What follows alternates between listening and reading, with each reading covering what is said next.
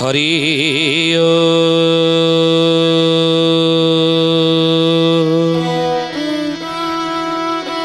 ओम भूर्भुवः स्वः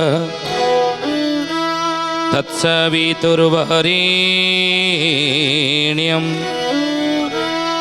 भर्गो देवस्य धीमहि धियो यो नः प्रचोदयात्।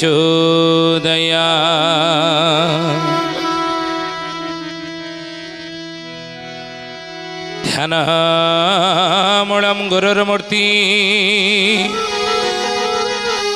पूजामूलं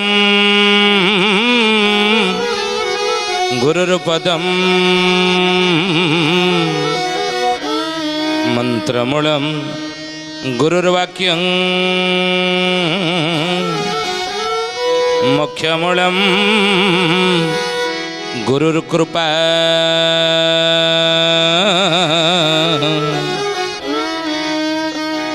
मोक्षमूलं गुरुर्कृपा। बोलिए महापुरुष अच्युतानंद जी की शुद्धि ज्ञानी ज्ञानी गुणी मंडली। आज अध्याय आलोचना को आपण मानक स्वागत जनाऊँ। आज मालिका वचन आलोचना में आलोचना करिया जाऊँगी। चारि जुगरे पंचसखा माने क्यों क्यों वर्णरे सब जन्म ग्रहण करथिले आ भगवान मध्य चारि जुगरे क्यों क्यों वर्णरे जन्म ग्रहण करथिले एवं चारि जुग गुड़िक सब क्यों वर्ण। मालिकार नाम है वर्ण टीका। महापुरुष जशवंत दास तांगर वर्ण टीकार लिखिचंती कौन ना राम गोविंद कहो अछि शुण जुगमानंकर वर्ण विधान। जुगमानंकर वर्ण विधान जुगमानंकर वर्ण विधान। ज्ञानीगुणी मंडली प्रथमे जुगर वर्ण आगे आलोचना करिबा। ये चारि जुग गुड़िक सब कौ कौ वर्ण तापरे पंचसखा मानकर चारि जुगरे की वर्ण सब होइतला। पंचसखा मानक परे चारि जुगरे भगवान सब कौ वर्ण रे जन्म होइतले प्रभु कौ वर्ण सब जन्म होइतले आलोचना आम करिबा। कहिले राम गोविंद कहु अछि शुण जुग मानकर वर्ण विधान। जुग मानकर वर्ण शुणिनिय वर्ण टीकार लेखा आज जशवंत लिखिले। पहिले सत्य जुग जे ब्राह्मण अटई क्षत्रिय त्रेतया जुग को कही। क्षत्रिय त्रेतया जुग को कही क्षत्रिय त्रेतया जुग को कही। सत्य जुग जे ब्राह्मण अटई सत्य जुग हूँ ब्राह्मण वर्ण नहीं आओ क्षत्रिय तृतीया जुग को कही जशवंत कहते तृतीया जुग उठी क्षत्रिय वर्ण बुझिले। आओ द्वापर जुग जे वैश्य वर्णटी शूद्र अटई कली जुग गोटी। शूद्र अटई कली जुग गोटी। शूद्र अटई कली जुग गोटी। द्वापर जुग जे वैश्य वर्णटी द्वापर जुग हूँ वैश्य वर्ण आउ शूद्र अटई कली जुग गोटी। कली जुग गोटी हूँ शूद्र जुग।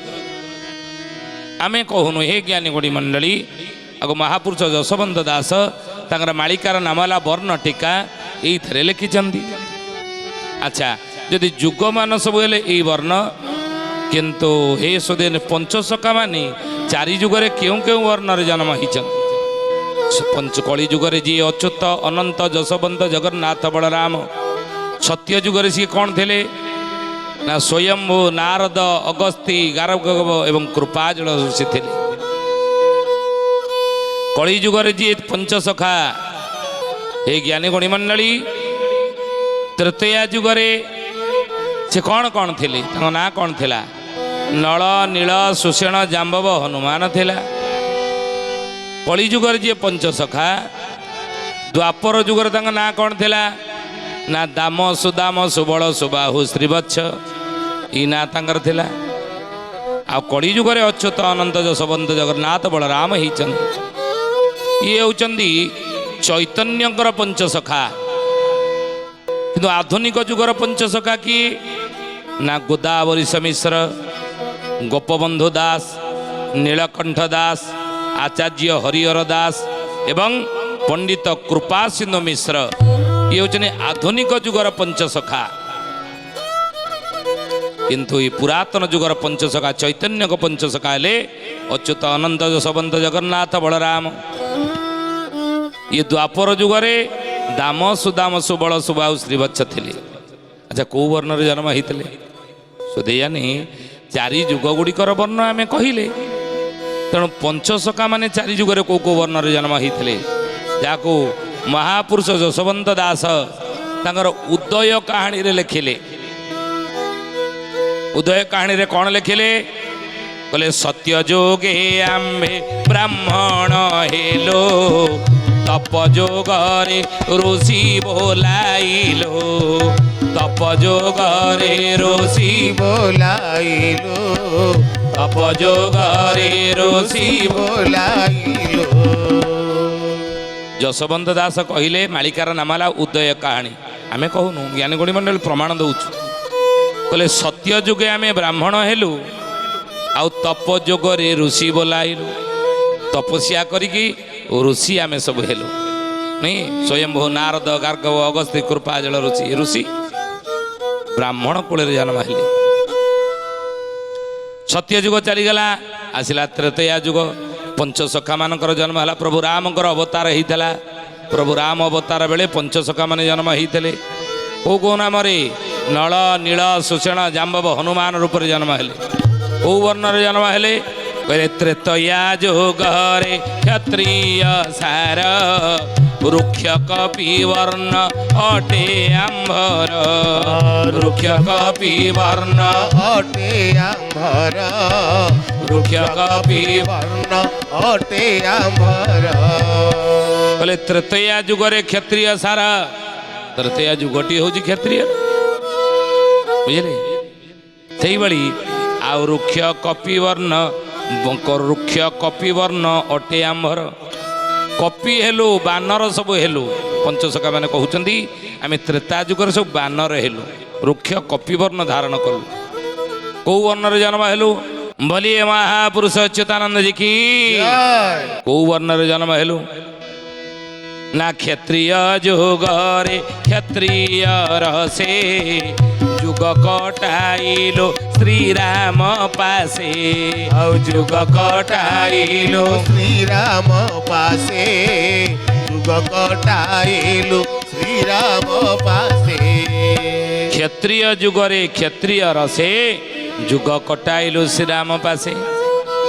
କ୍ଷତ୍ରିୟ ରସରେ ଯୁଗ ଆମେ କଟେଇ ଦେଲୁ। ତ୍ରେତା ଯୁଗ ଶ୍ରୀରାମଙ୍କ ପାଖରେ ରହି କ୍ଷତ୍ରିୟ ବର୍ଣ୍ଣରେ ଜନ୍ମଗ୍ରହଣ କଲୁ, ବୁଝିଲେ? ଇଏ ତୃତୀୟା ଯୁଗ ଚାଲିଗଲା, ଆସିଲା ଦ୍ୱାପର ଯୁଗ। ଇଏ ଦ୍ୱାପର ଯୁଗରେ ପଞ୍ଚସଖା ମାନେ ଜନ୍ମ ହେଲେ। ନୁହେଁ, କେତେବେଳେ ନା ପ୍ରଭୁ କୃଷ୍ଣଙ୍କର ଯେତେବେଳେ ଜନ୍ମ ହେଇଥିଲା ଦ୍ୱାପର ଯୁଗରେ,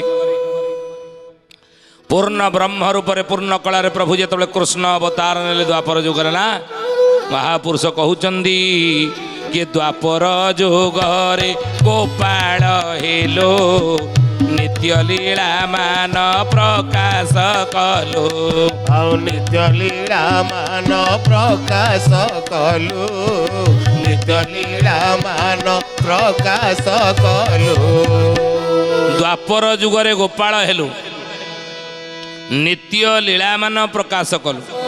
ନିତ୍ୟ ଲୀଳା, ନିତ୍ୟ ନିତ୍ୟ ଗୋଲକ ବୃନ୍ଦାବନ, ଯେଉଁଠି ରାଧାକୃଷ୍ଣ ନିତ୍ୟାନନ୍ଦରେ ସବୁବେଳେ ମଗ୍ନ ଥାଆନ୍ତି, ସେଇ ନିତ୍ୟ ଗୋଲକ ବୃନ୍ଦାବନରୁ ପ୍ରଭୁ ସିଧା ଓହ୍ଲେଇ ଆସିଲେ, ମର୍ତ୍ତ୍ୟ ବୈକୁଣ୍ଠ କରିଦେଲେ ଦ୍ୱାପର ଯୁଗରେ ଗୋପପୁର। ଆଉ ସେଇ ନିତ୍ୟ ଭୂମିରୁ, ନିତ୍ୟ ଗୋଲକରୁ ଆସିକି ପହଞ୍ଚି ଯାଇଥିଲେ ଗୋପୀ ଗୋପାଳୁଣୀ ମାନେ। ତେଣୁ ମହାପୁରୁଷ କହିଲେ ନିତ୍ୟ ଲୀଳା ମାନ ପ୍ରକାଶ କଲୁ। ଆଉ କେଉଁ ବର୍ଣ୍ଣରେ ଜନ୍ମ ହେଇଥିଲୁ ସେତେବେଳେ? ନା ବୈଶ୍ୟ ଯୁଗରେ ବାଣିଜ୍ୟ ଆଚାର ଗୋରସ ବାଣିଜ୍ୟ ଆମ୍ଭର ସାର ଗୋରସ ବାଣିଜ୍ୟ ଆମ୍ଭର ସାର ଗୋରସ ବାଣିଜ୍ୟ ଆମ୍ଭର ସାର। ବୈଶ୍ୟ ଯୁଗରେ ବାଣିଜ୍ୟ ଆଚାର। ଦ୍ୱାପର ଯୁଗ ହେଉଛି ବୈଶ୍ୟ ଯୁଗ ନାଇଁ ବୈଶ୍ୟବର୍ଣ୍ଣ ଯୁଗ। ତେଣୁ ସେତେବେଳେ ଗୋରସ ବାଣିଜ୍ୟ ଆମ୍ଭର ସାର। ଆମେ ଗାଈ କ୍ଷୀର ବିକୁଥିଲୁ, ଦହି ବିକୁଥିଲେ, ଲହୁଣୀ ବିକୁଥିଲେ, ଘିଅ ବିକୁଥିଲେ। କିଏ? ଗୋପାଳ ନିମାନ ଗୋପୀମାନ ନାଇଁ ଏ ଜ୍ଞାନୀ ଗୁଣୀ ମଣ୍ଡଳୀ ସ୍ୱଥି ଭଗବାନଙ୍କ ପ୍ରେମରେ ଉନ୍ମତ୍ତ ହେଇ ସ୍ୱୟଂ ଗୋପୀ ଗୋପାଳୁଣୀ ମାନେ କ'ଣ କରୁଥିଲେ ନା ଏଇଭଳି ବୈଶ୍ୟବର୍ଣ୍ଣ ବୋଲି ଯେଉଁ କହୁଛନ୍ତି ବାଣିଜ୍ୟ ଆଚାର କରୁଥିଲେ, ଗୋରସ ବିକୁଥିଲେ। ଇଏ ଗଲା ଦ୍ୱାପର ଯୁଗ। ପଞ୍ଚସଖା ମାନେ ଦ୍ୱାପର ଯୁଗରେ ବୈଶ୍ୟବର୍ଣ୍ଣରେ ଜନ୍ମ ହେଲେ। ଆଉ କଳି ଯୁଗରେ କଳିଯୁଗେ ପ୍ରଭୁ ବୈଷ୍ଣବ ବେଶ ଗୌର ରୂପରେ ହେଲେ ପ୍ରକାଶ ଗୌର ରୂପରେ ହେଲେ ପ୍ରକାଶ ଗୌର ରୂପରେ ହେଲେ ପ୍ରକାଶ। କଳିଯୁଗେ ପ୍ରଭୁ ବୈଷ୍ଣବ ବେଶ ଗୌର ରୂପରେ ହେଲେ ପ୍ରକାଶ। ଆଉ ଅବନୀ ମଧ୍ୟରେ ନାମ ସ୍ଥାପିଲେ ହରି ନାମରେ ଜଗତ ମୋହିଲେ ହରି ନାମରେ ଜଗତ ମୋହିଲେ ହରି ନାମରେ ଜଗତ ମୋହିଲେ। ଅବନୀ ମଧ୍ୟରେ ନାମ ସ୍ଥାପିଲେ। ଅବନୀ ମଧ୍ୟରେ ନାମ ସ୍ଥାପିଲେନି କିଏ? ଅଚ୍ୟୁତାନନ୍ଦ ମହାପୁରୁଷ ମାଳିକାର ନାମ ଶିବକଳ୍ପ ନବଖଣ୍ଡ ନିର୍ଘଣ୍ଟରେ ଲେଖିଲେ କ'ଣ ନା ମୋହଠାରୁ ପୁଣି ଅବତାର ହେଲା ଯାଇ ନଦୀ ଆଠାବର ତିନି ଗୋଟି ନାମ ଚୈତନ୍ୟ ବାଣ୍ଟିଲେ ମୁକ୍ତ କଲେ ଆଉ ତୀର। ଜୟ ଜଗନ୍ନାଥ ପତିତ ପାବନ ଓଡ଼ିଶା ବଡ଼ ଠାକୁର କଳ୍ପବଟବାସୀ ପ୍ରଭୁ ବ୍ରହ୍ମରାଶି କଳି କଳୁଷ ନାଶନ। ମୋହଠାରୁ ପୁଣି ଅବତାର ହେଲା ଯାଇ ନଦୀ ଆଠାବର ତିନି ଗୋଟି ନାମ ଚୈତନ୍ୟ ବାଣ୍ଟିଲେ ଗୁପ୍ତ କଲେ ଆଉ ତେର। ଚୈତନ୍ୟ ମହାପ୍ରଭୁ କଳିଯୁଗର ଲୋକଙ୍କର ଉଦ୍ଧାର ପାଇଁ ତିନିଟା ନାମ ବାଣ୍ଟି ଦେଲେ ହରେ ରାମ କୃଷ୍ଣ ନାଇଁ। ତେଣୁ ସେଇ କଥା ମହାପୁରୁଷ କହିଲେ ଅବନୀ ମଧ୍ୟରେ ନାମ ସ୍ଥାପିଲେ ହରି ନାମରେ ଜଗତ ମୋହିଲେ। ତାପରେ ଆମ୍ଭେ ପଞ୍ଚ ସଖା ଜନମ ହେଲୋ ଅନନ୍ତ ଅଚ୍ୟୁତ ନାମ ବହିଲୋ ଅନନ୍ତ ଅଚ୍ୟୁତ ନାମ ବହିଲୁ ଅନନ୍ତ ଅଚ୍ୟୁତ ନାମ ବହିଲୁ। ଆମେ ପଞ୍ଚସଖା ସେତେବେଳେ ଜନ୍ମ ହେଲୁ ବୋଲି ଯଶୋବନ୍ତ ଦାସ ମାଳିକାର ନାମକୁ ଉଦୟ କାହାଣୀରେ ଲେଖିଲେ ପଦ। ଅନନ୍ତ ଅଚ୍ୟୁତ ନାମ ବହିଲୁ। ଆଉ ଜଗନ୍ନାଥ ଯଶୋବନ୍ତ ହୋଇଲେ ପଞ୍ଚସଖା ମେଳ ବଳରାମରେ ପଞ୍ଚସଖା ମେଳ ବଳରାମରେ ପଞ୍ଚସଖା ମେଳ ବଳରାମରେ। ଜଗନ୍ନାଥ ଯଶୋବନ୍ତ ହୋଇଲେ ପଞ୍ଚସଖା ମେଳ ବଳରାମରେ। ଆମେ ପଞ୍ଚସଖା ମାନେ କଳିଯୁଗରେ କେମିତି ଜନ୍ମ ହେଲୁ ନା ନାହିଁ ମୋର ବିପ୍ର ବର୍ଣ୍ଣରେ ଆଶା କ୍ଷତ୍ରିୟ ବୈଶ୍ୟରେ ନାହିଁ ଭରସା କ୍ଷତ୍ରିୟ ବୈଶ୍ୟରେ ନାହିଁ ଭରସା କ୍ଷତ୍ରିୟ ବୈଶ୍ୟରେ ନାହିଁ ଭରସା।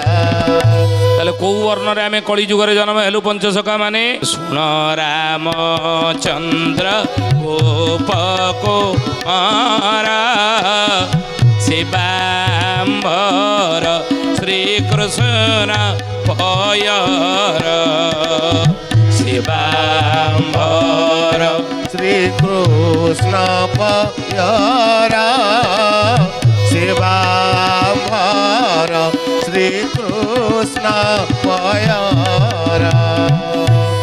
ବୋଲେ ଶୁଣ ରାମଚନ୍ଦ୍ର ଗୋପ କୁମାର ସେବା ଆମ୍ଭର ଶ୍ରୀକୃଷ୍ଣ ପୟର। ଯେହେତୁ ଆମର ସେବା ସଦାସର୍ବଦା କୃଷ୍ଣ ପୟରେ ଆମେ ରଖିଛୁ।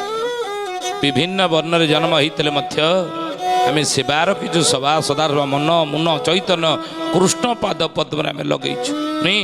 ଆଉ ଶୂଦ୍ର ଭାବ ଯେଣୁ ଆମ୍ଭରି ମନ ଶୂଦ୍ର ବର୍ଣ୍ଣ ବିନୁ ନୋହିଟି ଆନ ଶୂଦ୍ର ବର୍ଣ୍ଣ ବିନୁ ନୋହିଟି ଜ୍ଞାନ ଶୂଦ୍ର ବର୍ଣ୍ଣ ବିନୁ ନୋହେତି ଜ୍ଞାନ ଶୂଦ୍ର ଭାବ ଯେଣୁ ଆମ୍ଭରି ମନ ଶୂଦ୍ର ବର୍ଣ୍ଣ ବିନୁ ନୋହୁଟୁ ଗାନ ଆମେ ଅନ୍ୟ ବର୍ଣ୍ଣ ନୁହଁ କୋଉ ବର୍ଣ୍ଣ ବୋଲି ମହାପୁରୁଷ ଅଚ୍ୟୁତାନନ୍ଦ ଜି କି କୋଉ ବର୍ଣ୍ଣରେ ଆମେ ଜନ୍ମ ହେଲୁ ଆମର ମନ ଯେହେତୁ ଶୂଦ୍ର ତେଣୁ ଆମେ ଅନ୍ୟ ବର୍ଣ୍ଣ ନୁହଁ ଶୂଦ୍ର ବର୍ଣ୍ଣ ବିନୁ ନୋହୁଟୁ ଆନ ତେଣୁ ତହୁଁ ପଞ୍ଚ ସଖା ଶୂଦ୍ର ହୋଇଲୋ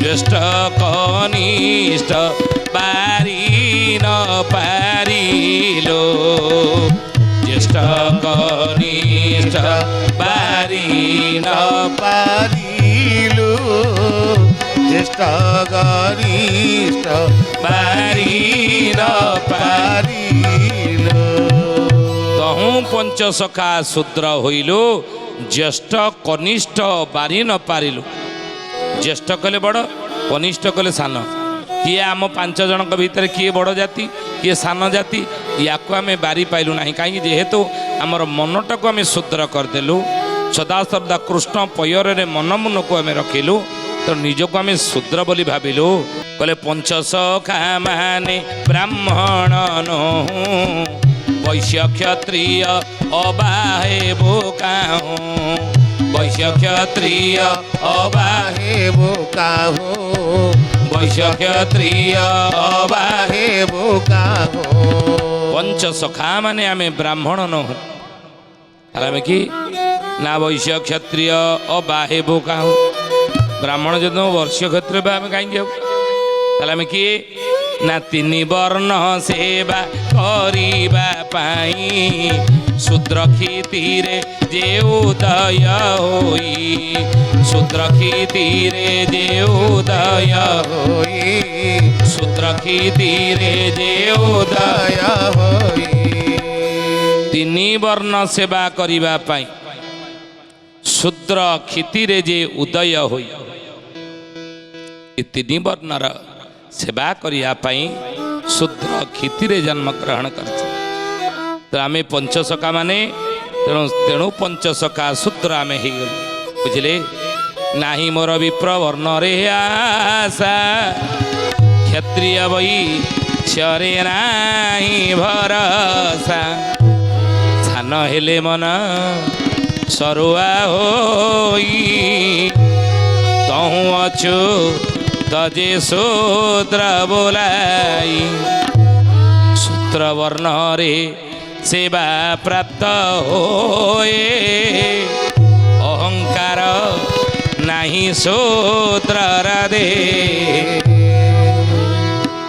ତେଣୁ ସରୁଆରେ ମନ ଗରୁଆ ହୋଇ ସରୁଆରେ ମନ ଗରୁଆ ହୋଇଯିବ ତେଣୁ ସେଇଥିପାଇଁ ପଞ୍ଚସଖା ମାନେ ଚାରି ଯୁଗରେ ଚାରି ବର୍ଣ୍ଣରେ ଆମେ ଜନ୍ମ ହେଇଛୁ କଳି ଯୁଗରେ ଶୂଦ୍ର ବର୍ଣ୍ଣ ନିଜକୁ ଶୂଦ୍ର ବୋଲି ପ୍ରତିପାଦିତ କଲେ ଏ ଜ୍ଞାନୀ ଗୁଣି ମଣ୍ଡଳୀ କୈବର୍ତ୍ତ ଗୀତା ଅଚ୍ୟୁତାନନ୍ଦ ମହାପୁରୁଷଙ୍କର ଗୋଟେ ଗୀତାର ନାମ ହେଲା 78 ଗୀତା ଭିତରେ ଗୋଟେ ଗୀତାର ନାଁ ଲେଖିଲେ କୈବର୍ତ୍ତ ଗୀତା ଏଥିରେ କ'ଣ ସେ ଲେଖିଛନ୍ତି ସମସ୍ତେ ଯେ ଏକ ଜାତି ଜ୍ଞାନ ବଳେ ଜବାବ ଜ୍ଞାନ बळे जा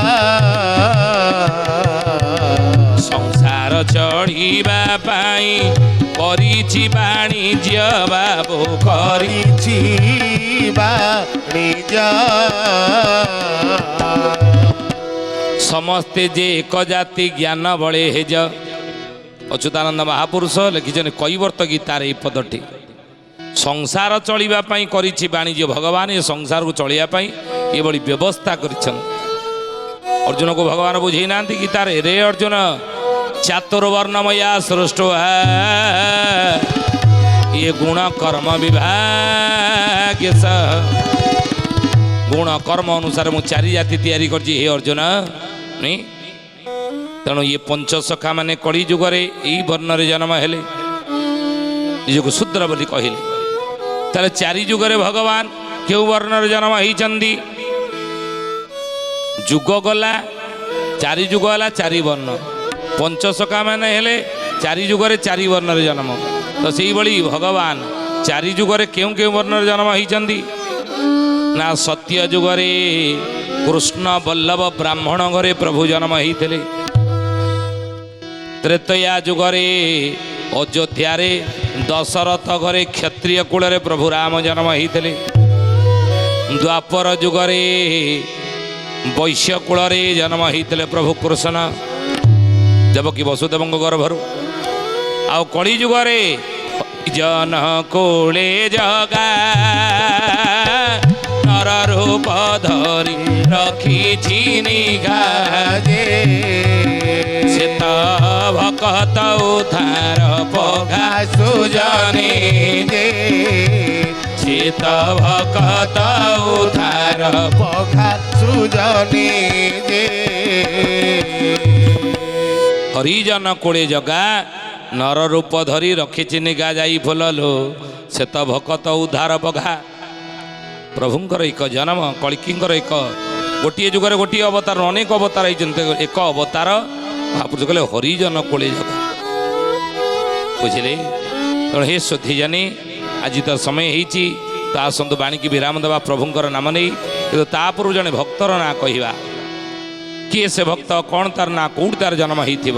ସାରଙ୍ଗ ପୋଡ଼ାରେ ତ୍ରିପୁରା ସାଧକ ବସନ୍ତ ପାଳ ତା ନାମ